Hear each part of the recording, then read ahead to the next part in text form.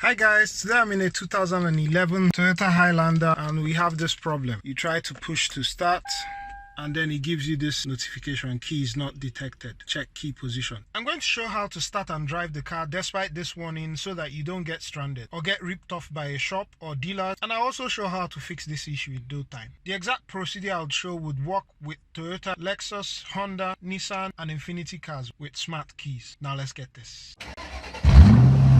The technique to start up the vehicle is to put your key fob against the start thing and then push it with that. So as you can see, the ignition has come on, and then if I step on the brakes,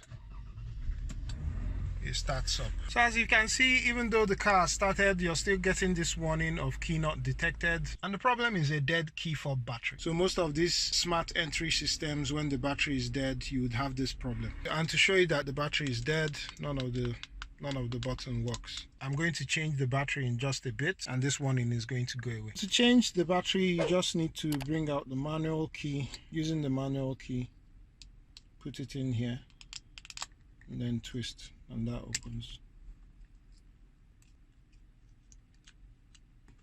You lift this out, it says 1632. And just push back these tabs and then push out the battery.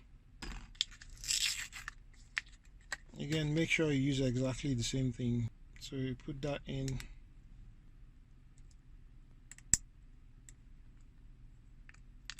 that back in place, and then we put this back together. We are no longer having the key not detected. Turn this off now. Let me drop the key here on the chair, and I push the button. It starts up as it should. Finally, just remember, if you have a different brand of car than mentioned today, just check your car manual. It's going to have the exact procedure for how to start up your car when the key fob battery is dead. Thank you very much for watching this video. Catch you on the next one. Cheers.